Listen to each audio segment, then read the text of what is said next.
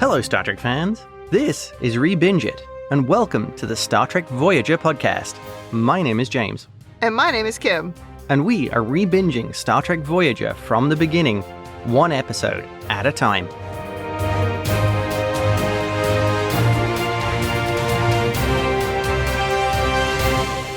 Well, welcome back to the podcast. Something different for you today. Yes. First of all, unexpected. I'm sure you thought we were on a break, and we are on a break. This is a very special bonus episode that we're going to bring you, and it's going to have two parts. The first part, James and I are going to talk about Comic-Con, which for us in the recording schedule timeline, we just got back from. Yes. So we're going to talk about that.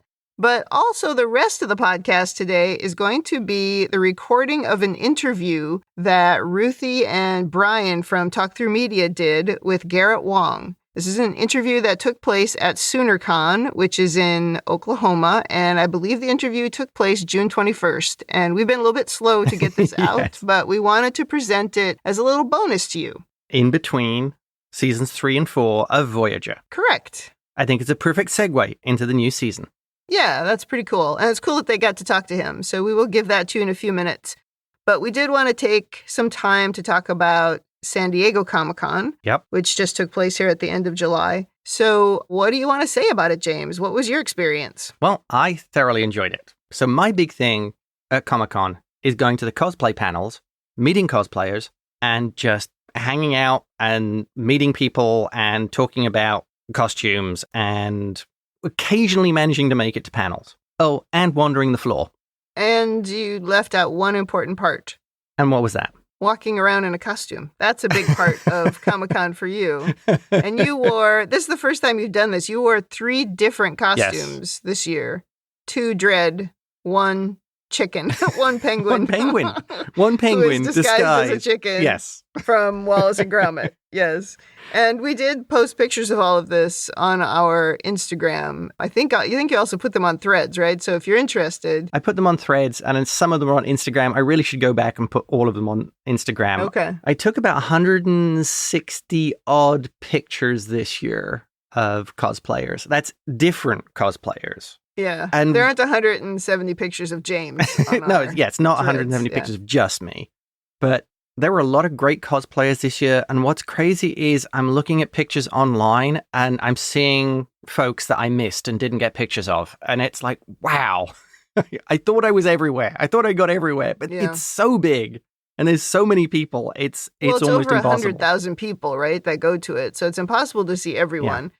But you did spend a lot of time in the sales pavilion, which is a really large, bright, open area inside sort of the center of the con. And that is pretty much where you see everybody. And so you spent a lot of time in there and took a lot of pictures in there. But still, not everybody goes in there. Sometimes people just walk around down on the first floor, and so it's easy to miss. Or there's also people who are just outside walking around. It's impossible to see every single person, but I mean, I've only seen a handful of ones that you didn't take pictures of. I got a shout out for the sales pavilion. There was a guy, Saran, who was he had a medium format camera with an Instamatic add-on, so it took Polaroid photos, and he was taking pictures of cosplayers.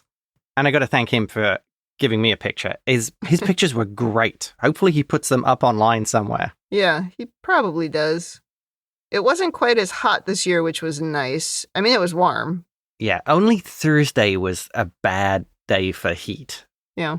And that matters mostly if you're walking around in a costume, especially if you're trying to go from section of the con to section of the con. It can be quite warm.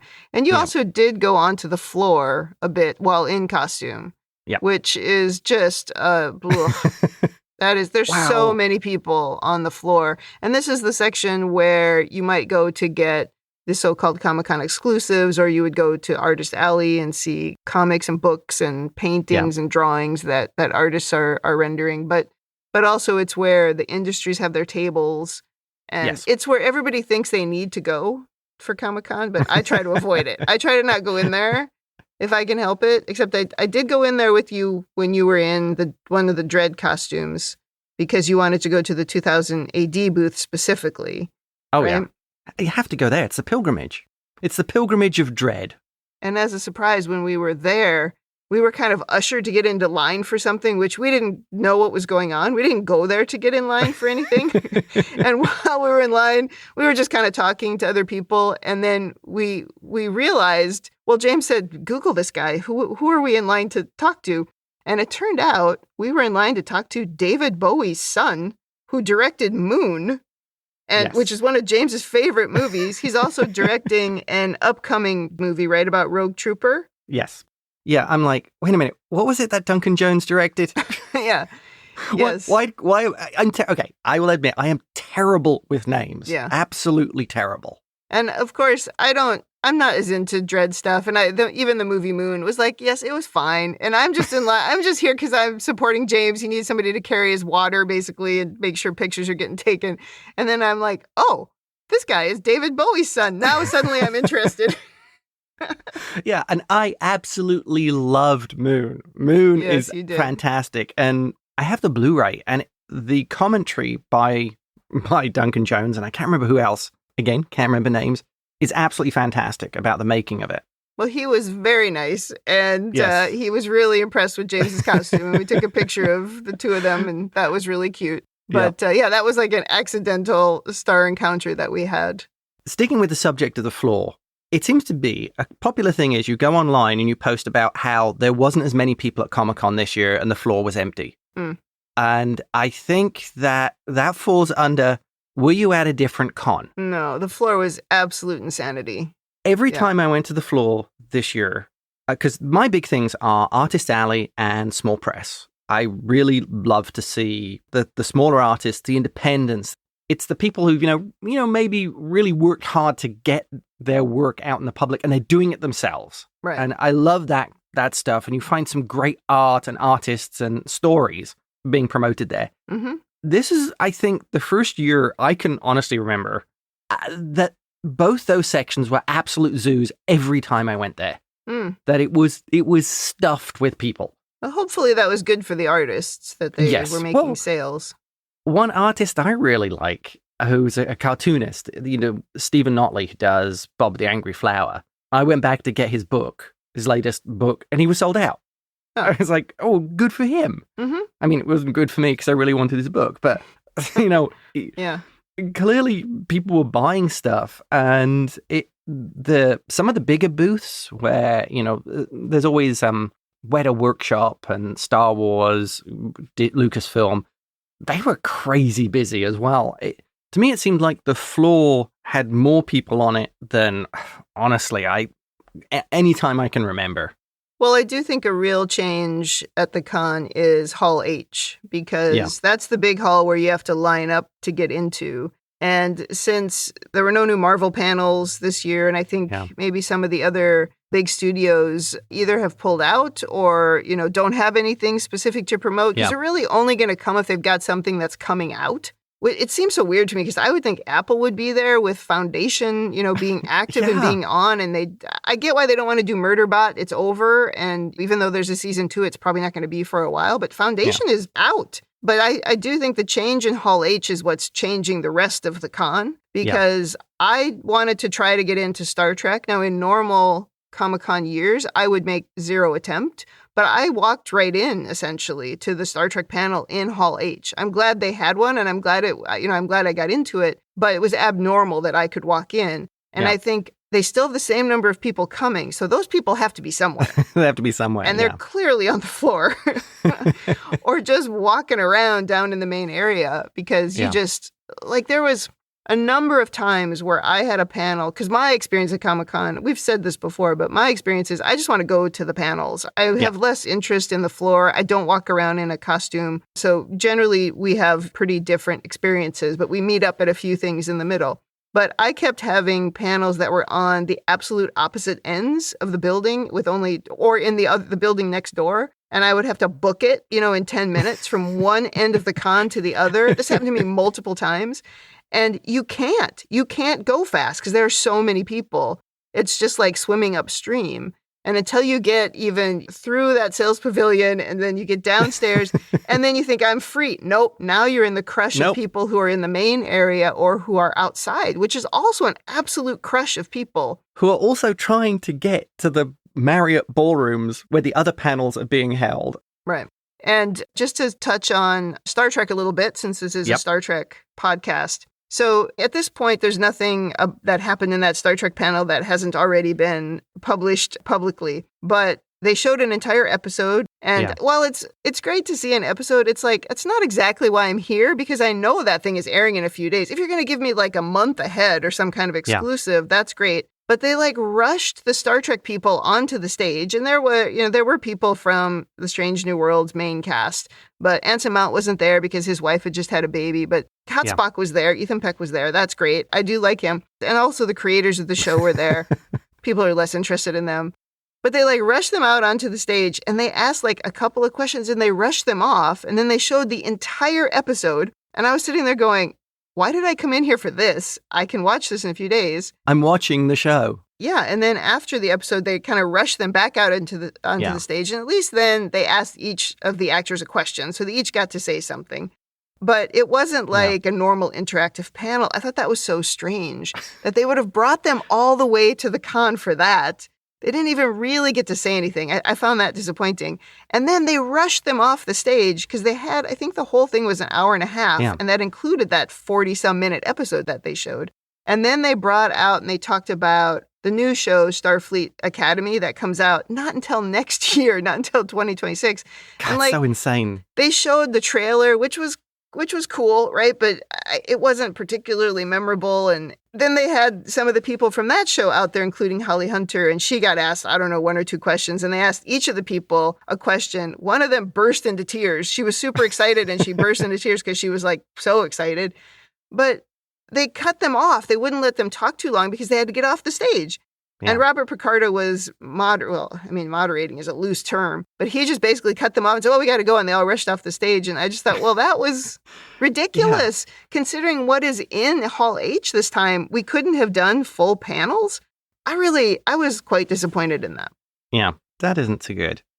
I did like the media presentation from Bob's Burgers panel, where they showed some clips. They didn't show a whole episode, but they showed some clips of upcoming stuff, and they showed some of the work in progress animation stuff. That was a good media panel of how to show what you've got coming up. Don't show an episode. We're already watching it. I don't need to see. Yeah, the episode didn't make sense to me. Again, unless it's like truly a preview, that it's not for months or something. Yeah.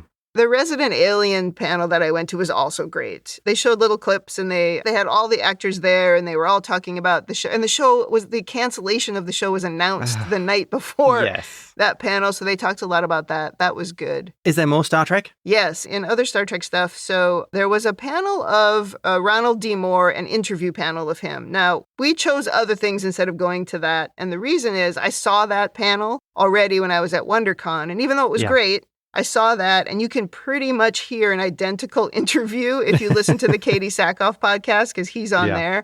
And so we didn't go to that one, but we did go to a panel that included Ronald D. Moore that was late at night, so it was easy to get into. It was like 8:30 at night. And that was something about like the psychology of Star Wars versus Star Trek. Yeah. And so they had I don't know if they were psychologists, but they were in the world of psychology in some sort of a professional capacity.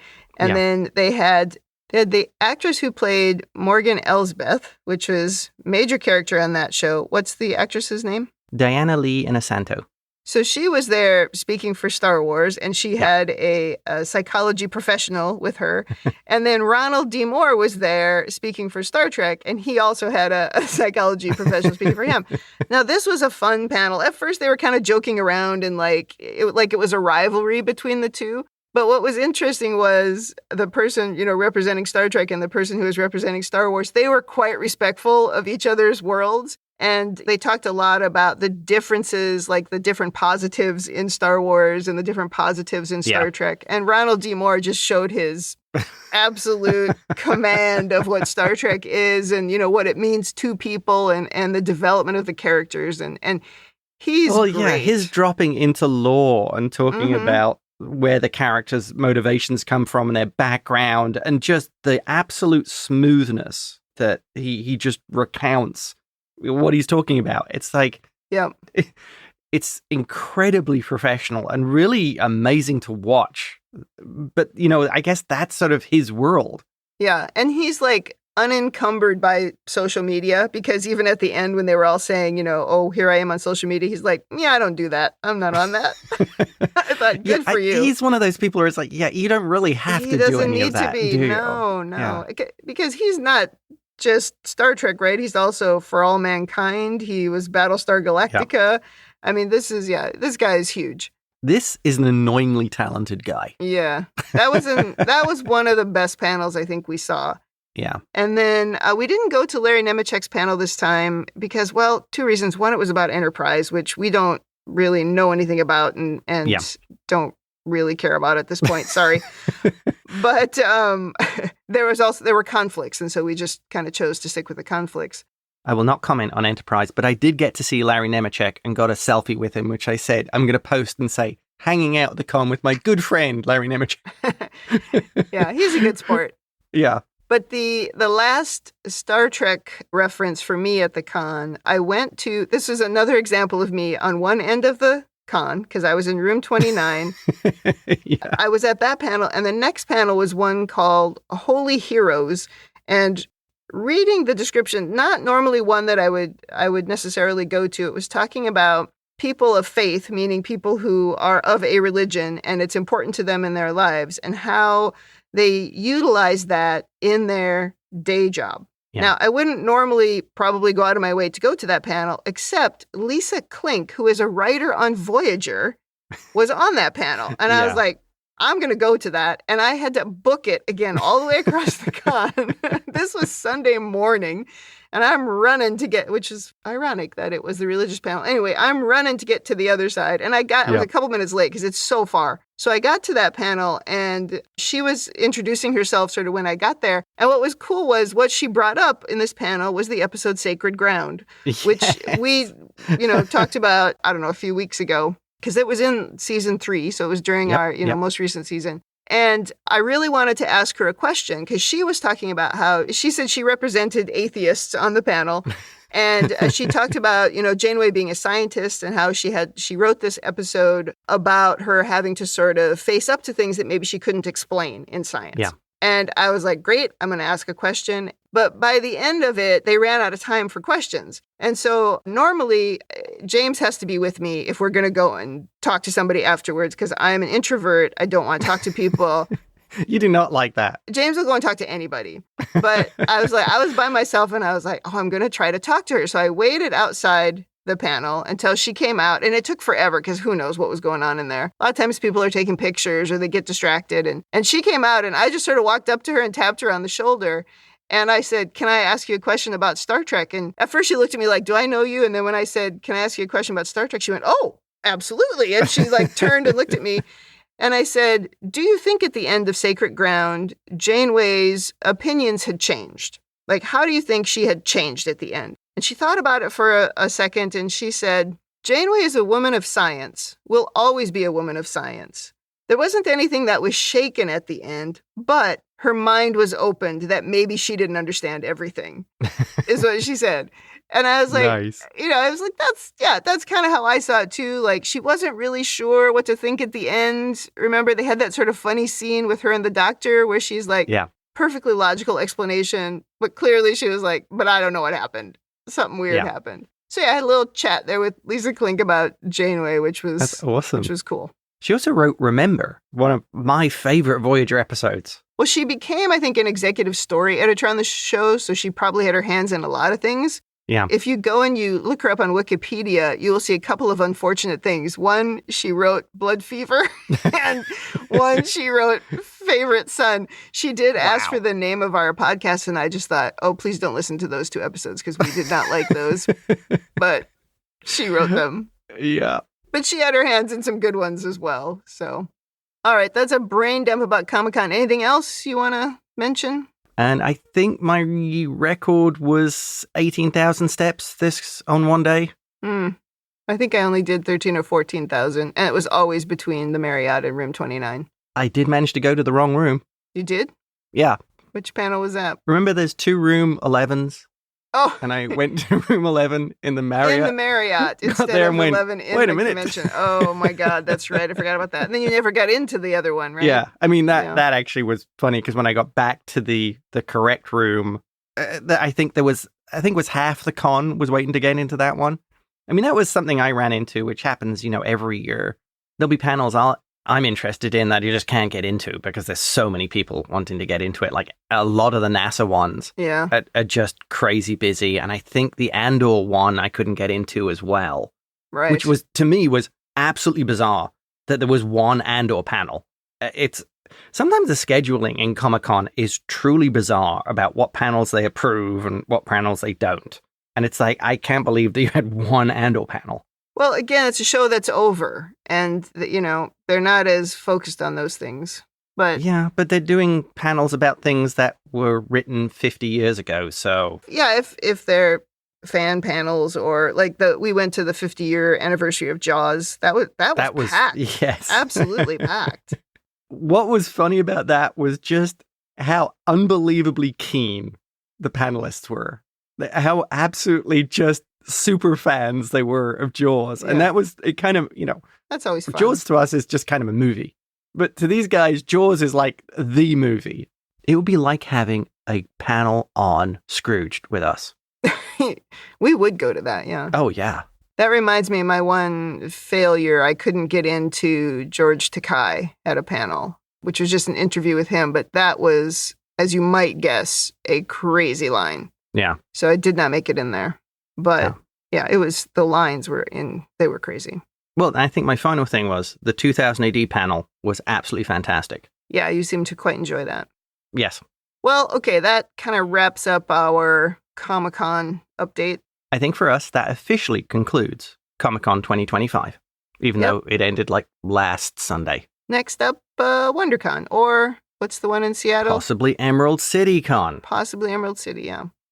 Okay, so let's move on to the next section here of this episode today. So as I said at the start, we're going to play you a recording of an interview that Brian and Ruthie did. Brian and Ruthie are the sort of OGs of Talk Through Media. Yep. And they got a chance to sit down with Garrett Wang, ask him some questions. They asked him a couple of questions that I gave them to ask, and then they asked some of their own questions. And Garrett was pretty generous with his time, and they had a pretty good conversation with him. The only thing I will warn you about is the audio is not great. As you can imagine, it was a big public space where they spoke to him. And so we've tried to clean up the noise and get it so that you could hear the voices better. But there are some parts that are a little quiet. And then there also are some parts that are too loud. And it's sort of difficult to make out what Garrett is saying. But overall, I think it's a pretty good conversation. And I really appreciate Brian and Ruthie doing that and sharing that interview with ReBinge Star Trek Voyager. And we've got to thank Garrett Wang for doing these things. Absolutely.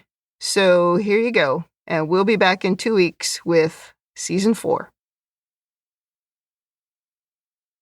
Okay, we are recording. Okay. All right. Today, we're doing something special for the ReBinge Star Trek Voyager podcast. I'm Brian. I'm Ruthie. And we have none other than Garrett Wang. The Harry Kim. The Harry Kim. Actually, my name is George Takei. I thought that you had asked me to do the podcast. I don't know who this Garrett Wang character is. Clearly an imposter. Yes, it's me. It's Garrett. Next, I need you to say, "Oh my." Oh my. Oh my. I actually just watched a thing, the Graham Norton show, where he explained what that came from. when he was on Graham's show. Oh yeah, my God, it's the best. It with Howard Stern. He was Howard Stern. Oh yeah, it was all the Howard Stern thing. It's so funny because this Soonercon, the Voyager guests are myself and Ethan Phillips. Yeah. Mm-hmm. And I remember Ethan Phillips was a religious watcher of the Howard Stern show. Yeah. And he would always, in the morning, listen to Howard Stern. One day, when I came in to work for Voyager, Ethan was super excited. He was like, "Hey, good morning." I'm like, "Hey, calm down." He's like, "What's up?" He was like, "Howard Stern talked about you on his show." I'm like, "What? What do you give me some context?" And I got excited too. And he was like, "Okay, so he's talking to." Robin asked him like what he did last night after they went home from recording, their show from yesterday. And Howard said that he watched an episode of Voyager. And then Robin said, "Well, how was it?" He was like, "Yeah, it was all about the Chinese guy." which took my excitement like a considerable amount of levels lower than it was before, because I was like, oh man, I didn't even know my name. He's the Chinese guy, So if I ever see Howard Stern and I'm introduced to him, I'm like, hello, my name is Chinese guy. Chinese guy number one. Chinese guy number one. Very cool. Yeah. Well, I mean, you've been interviewed, I'm sure, dozens of times. You have your own Voyager, now Deep Space Nine podcast. Correct. I guess I'll start with, how do you view Voyager now? As it's been almost quarter century, 24 years since the end of it. Like, how do you look at it, like as a body of work? Well, it's interesting because I think I always felt like I was proud of it, but I always felt that it could have been better, if that makes sense. A lot of it is due to the rapid pace of production when it comes to television production. Just to give everyone some perspective, a feature film, and I'm not talking about an independent film, which has only like a week and a half, 10 days to film the entire movie. We're talking about a feature film with a studio where they spend months filming this feature film. They will spend one day filming half a page of dialogue. One day. We spent in one day, we would film 5 to 7 pages of dialogue. So it's a very rapid pace. So we really only got 1 or 2 takes, and that was it. We had to move on. So looking at the body of work, I was super proud of it. But then the more that I have gotten into Deep Space Nine and interacting with Armin Shimmerman and learning that he would call the other Ferengis over to his house to rehearse. They would come to his house and they would go through the scenes and rehearse. We never had rehearsal. We never even had a table read. And I think Next Generation had a table read, but then they got rid of it for some reason. And I do believe that a table read or a rehearsal would have made everything just that much better. I mean, I think Voyager is a good show on its own, but as a collective body of work, I think we could have put out an even better product if we could have rehearsed. That's for sure. Yeah. Well, I think it was amazing. It was a joy to watch. Well, I'm just talking about going from an A to an A plus. Okay, guys. I mean, it's just like incremental. Fair. All right. Fair. I always struggle whenever someone asks me what my favorite Trek is. I'm like, whichever one I'm watching. I can't choose because I'm always like, this is the best ever. Oh yeah. Yeah. For sure. Your question? I do have a question. So, knowing what we do about Star Trek and how Star Trek is known for pushing boundaries, what would you say to other actors who are aspiring who look like you? Oh, wow. Yeah, actors that look like me. So other Asian actors. I would say that it has been a very strange journey for Asian actors. It has traditionally been one step forward in terms of progress and then 2 steps backwards in a weird way. It's like something fabulous happens and then something happens that throws us back to Stone Age. Okay. So I'm going to give you an example.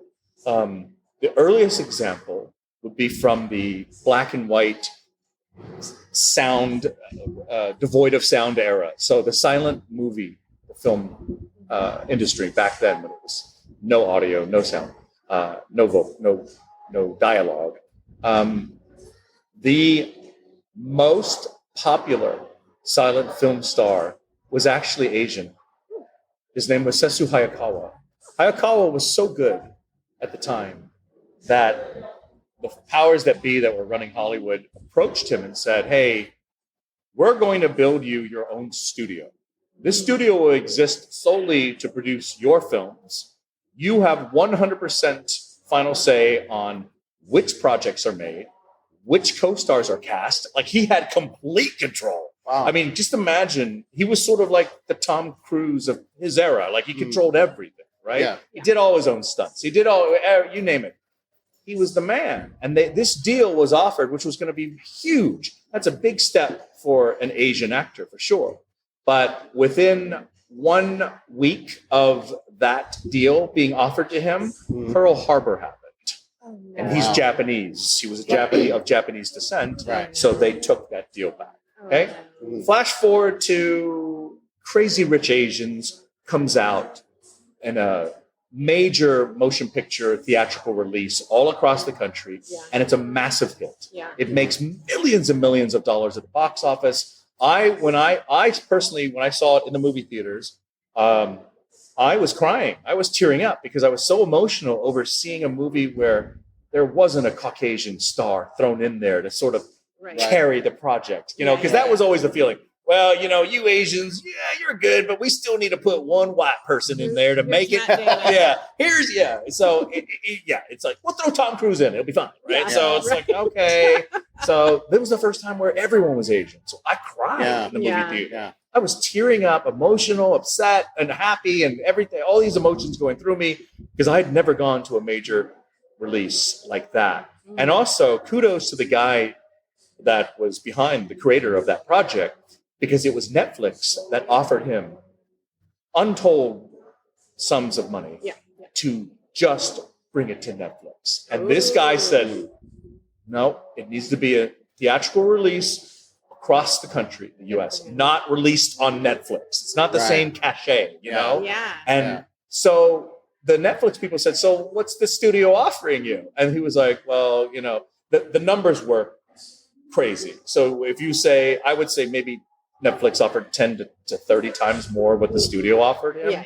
But he stuck with the studio deal. And it was a better way to go because it just proved to Hollywood that, hey, you can make money on a project that doesn't have a Caucasian person at all in there. It's all Asians, literally. We are bankable. Yeah, bankable. And the minute I saw that, I immediately thought, oh my gosh, I'm going to be working nonstop. That's what I thought. I thought they're going to be calling me. There's every studio will have a film with all Asians. Every network will have a TV series with all Asians. I thought it was going to be the Asian, tsunami of Asian talent coming in, right? Hong Kong, Korea, Japanese, K-pop, everything's going to come up. It's going to be amazing. And then COVID happened. Okay. No. And when COVID happened, the president at the time was President Trump. And he made sure everyone knew this is the Chinese flu, the Kung flu. It's all because of the Chinese and the Asians. It's caused by Asia. It's blame them. They screwed us over. It's like, what? Yeah. And so that's the 2 steps back there. Yeah. Okay. Because it shut down production. Nothing was going on. Anything that was greenlit or in the development phase regarding all Asian projects, just thrown out the window, right? So that's what killed us entirely. And oh my gosh, it's just so frustrating because after that happened, I kept seeing on my Instagram feed, this elderly Asian couple walking through Chinatown were beat up or killed by some young, whatever. And it was always the same. Some young moron who clearly their aunt or their parent or their brother died of COVID, right? Yeah. They heard their president tell them, hey, but this is what's crazy. Let's talk about the logic here. Yeah. If it was in China where the outbreak happened, it's the Asians from there that had it, not the Asian Americans that are already living here. Exactly. We're in the same boat as y'all. You know what I'm saying? Yeah. It's rich people and business people that brought it back. Okay. Yeah. So it's like, you can't sit here and go beat up and kill an older Asian person. No. You do that because of COVID, killed your relative, and now you think it's allowed. You think it's okay for you to now murder an Asian as retribution over that? Yeah. No, it's not okay. So it gets me so angry, to be honest. I understand. I can't logic my way into that argument. I don't understand it. It doesn't make any sense to people who are thinking and reasoning and thoughtful and compassionate. No.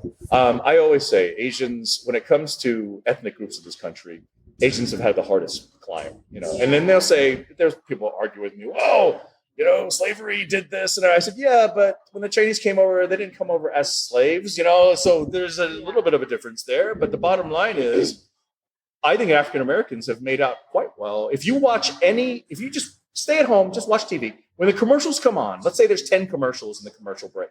9 out of 10 will have an African American lead.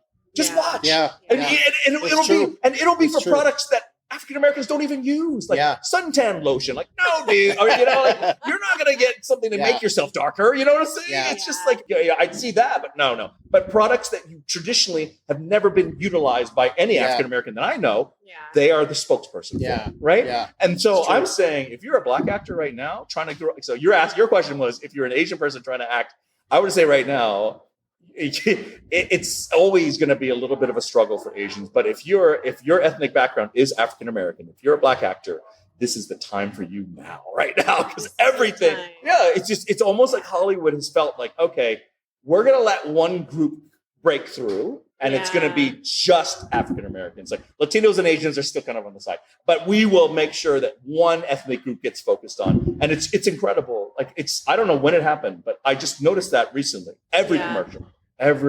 Yeah. Audi, Mercedes commercial.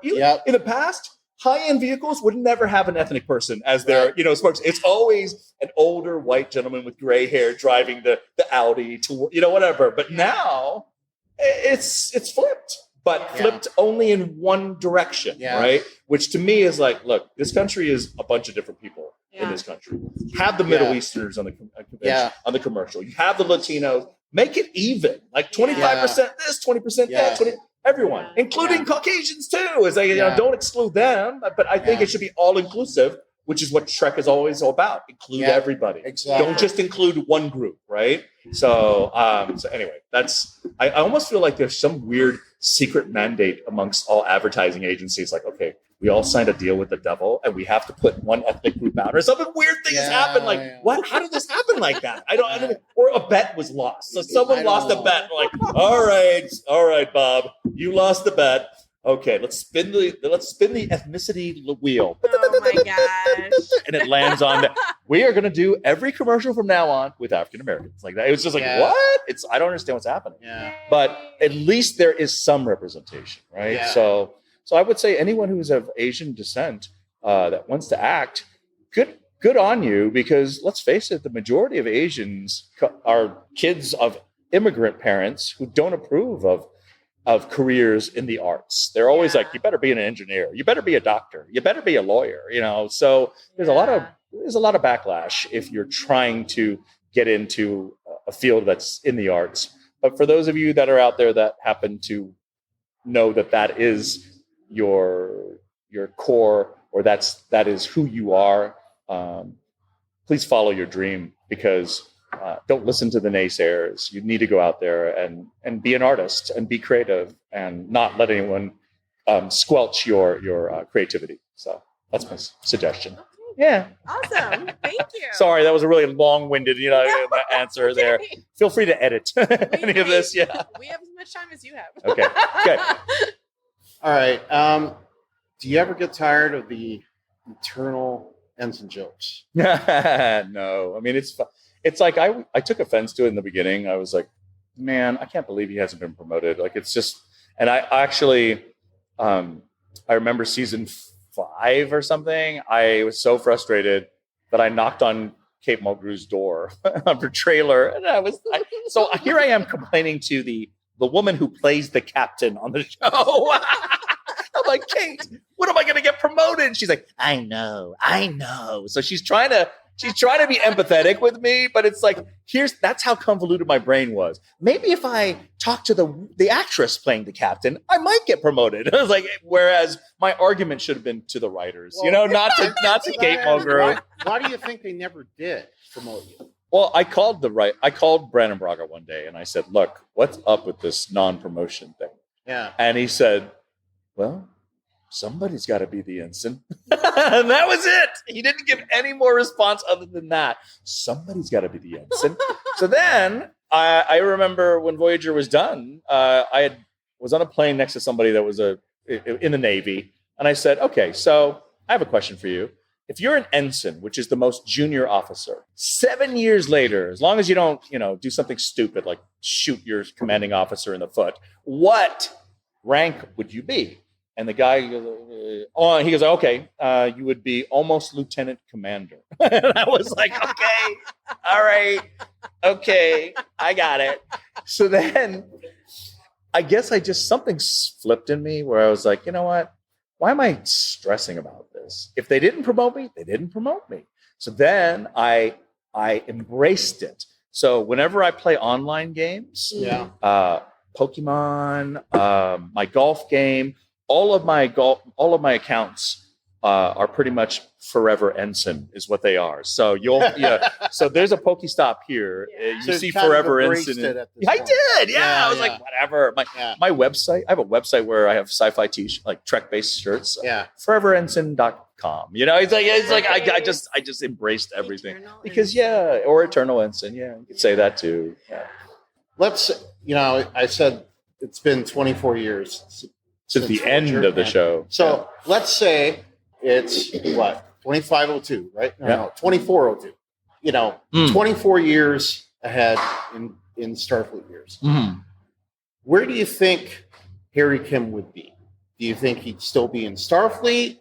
Do you think would he finally gotten promoted, and how far would he go? Would he have retired by now? Well, the comedic answer is that he's so fed up with not being promoted that he quit Starfleet, and then he moves to he rents space in the same building that Starfleet headquarters is based in, and he opens up Admiral Kim's Bar and Grill, where only ensigns and lower get a discount on their meal. That's the comedic answer, yeah. But the real answer is, I would assume that he got promoted for sure. Yeah. By now. Sure. He has his own ship. How far do you think he's gone? Captain, for sure. Yeah. If not already youngest admiral in the fleet, I would say. So, yeah. Well, once they made it out of the Delta Quadrant, all bets are off, right? I know. All bets are off. Speaking of Voyager and Star Trek in general, bad episodes are a part of Star Trek's legacy as much as the good ones are. Yeah. Or the great ones. Did you ever think while filming, this is not good, or this is great? And were your instincts proven correct? And you don't have to name any episode by name or anything. Although you can. You can if you want to, but we're not asking for that. We're just asking for a general census of how did you feel while you were doing it? Like, this is not going to be that great. Why am I doing this? Or, this is amazing. There's never been I don't think there's ever been like, this is really not going to be that great, moment for me. There's always, this is going to be amazing was when we filmed Timeless, the 100th episode. I said, this is going to be great. This can be and also the prep behind that was, Brandon Braga called me up and he said, get ready. In about, 3 weeks, you'll be filming Timeless. This episode is 100% Harry Kim. This is going to be our signature Voyager episode. We consider this to be our best episode of all, and it's all you. So he goes, you better make sure you're ready. And I'm like, I'll be ready. Trust me.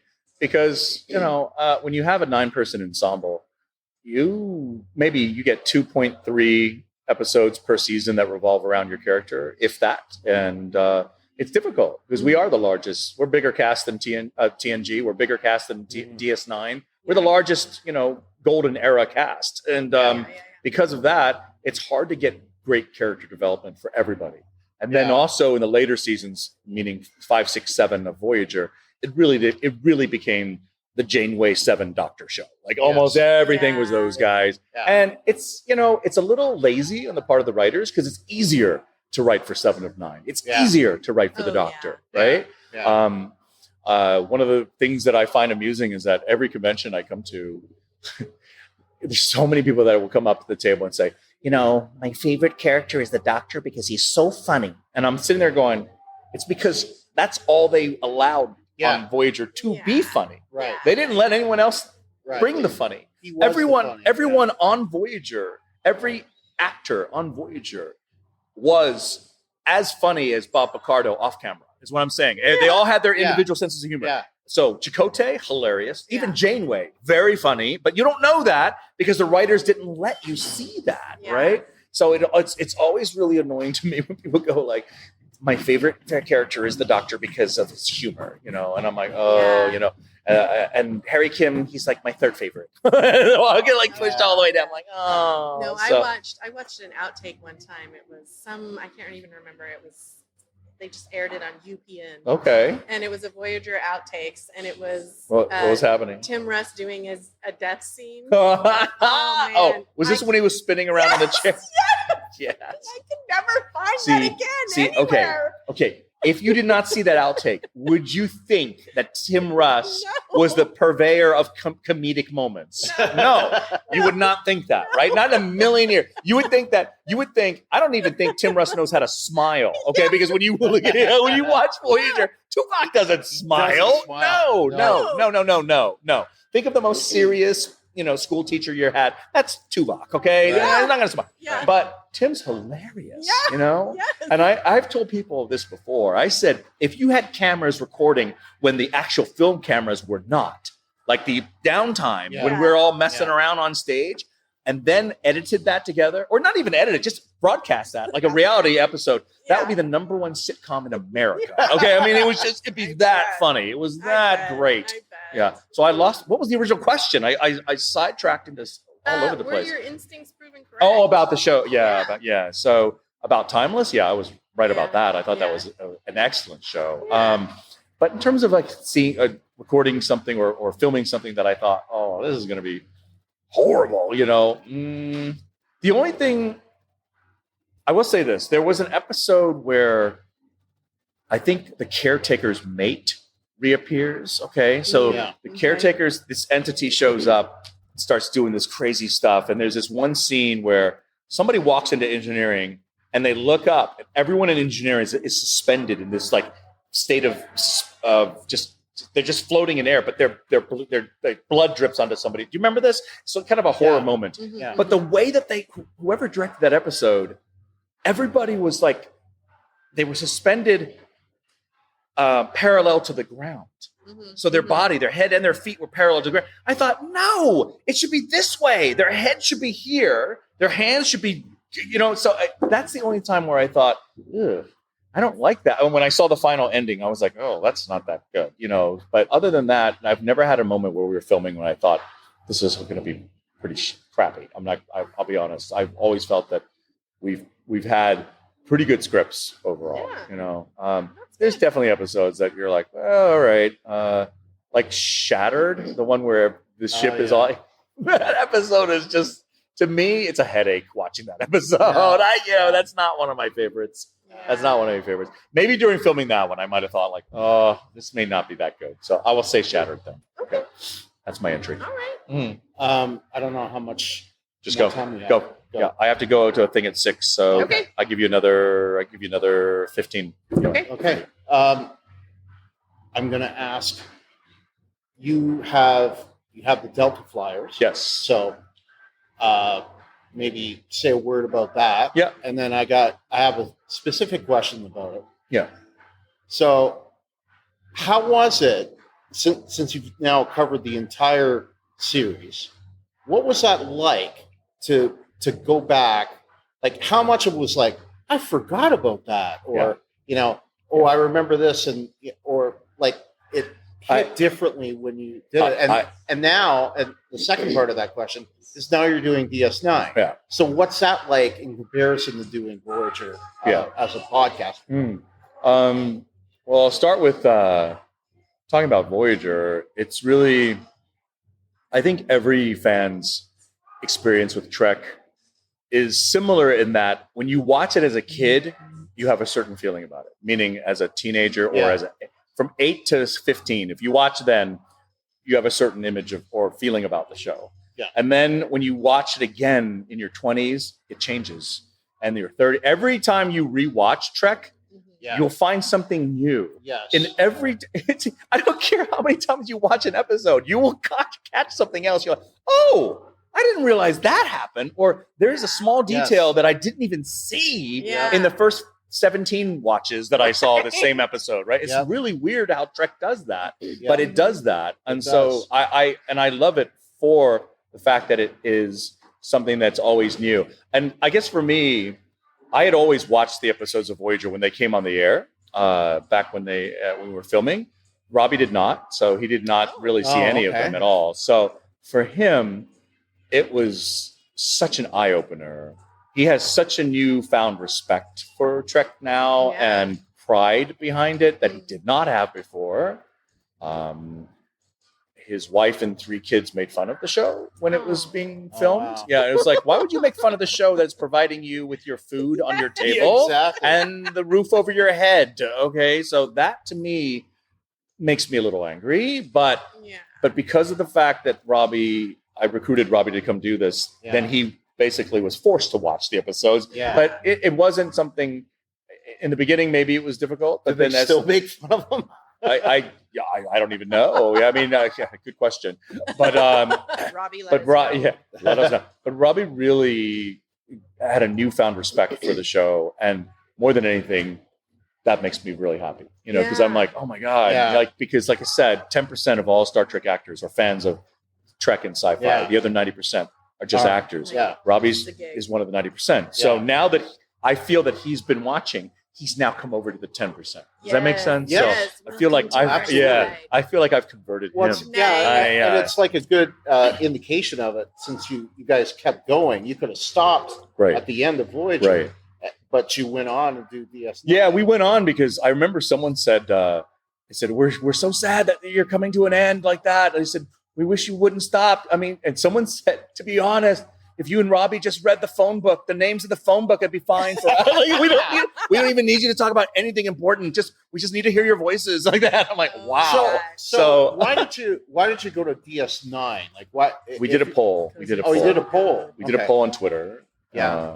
And that was what was voted on. Yeah. That was not my choice, because my choice was always, okay, we've done Voyager. Let's go to what started it all. Let's do the original series. So I wanted to go to TOS. Yeah. That's where I wanted to go. But the poll said DS9. So we went with what the fans wanted. So it's so good. I can't wait for you to get to, unless you've already watched Far Beyond the Stars. We have not. No, I've heard that's a good one. Yeah. I've heard it. Episode of television. And wow, you're doing that's high praise. You're doing season 4 right now. We're in season 4. We just recorded Little Green Men, so we just reviewed that episode. When you get to the season finale, Broken Link, you won't see it in the credits. Okay, but I pitched that story, part of that story. Really? Yes. And I did receive like a premise, like a check. Wow. It was basically what I did was, not to commandeer the interview, but it was Odo gets sick and has to go back to the founders to see why. Yeah, don't tell anymore. But no. But that's the. I'm not going to go beyond that. But basically, they took that and they took another story from another writer who did get the story credit. Yeah, and that became Broken Link. So wow. Anyway. Wow! I can't wait to see. Yeah. Huh. Anyway, it's so good. It's so good. Yeah. I love. Like I said, I can't pick. I love them all. When I'm watching that one, I'm like, this one is my favorite. Wow. Yeah. Okay. Well, I'll say that DS9, it aged well for the most part. I mean, there are some clunkers, but there are clunkers in every track. I agree. I think DS9 aged well. I think Voyager is aged well. Yeah, also, it has. I would say that clearly TOS, it's a show from the 60s when you see that. Yeah. But I also will say TNG, it's a show from the 80s as well. It's a very 80s paced show. Yeah. It is. Which is, it's sometimes like molasses. It's just like, wow, this is really just moving at a very slow pace. But it's still, I feel there are more TNG fans than all the other shows diehards combined. I think that's the largest fan base of all. Yeah. Right. So clearly, even with the molasses pacing, it was still speaking to or getting through to a large portion of sci-fi fans, They did something right. Yeah, they did something right. That's for sure. Not to end on a downer note, but do you ever hear, doing, various conventions that you do you ever hear the Star Trek has gone woke complaint when you're out in the world and, the various cons and things? And as someone on a Star Trek show who was the first show to have a woman captain and a diverse bridge crew, how would you respond to that? Like, what do you think when people say that it's gone woke? I laugh. I laugh because I feel like Star Trek has always been woke. Yeah. It's like, are you kidding me? Even back to no, because let's flash back. In the 60s, to have an Asian character, Sulu, Mm-hmm.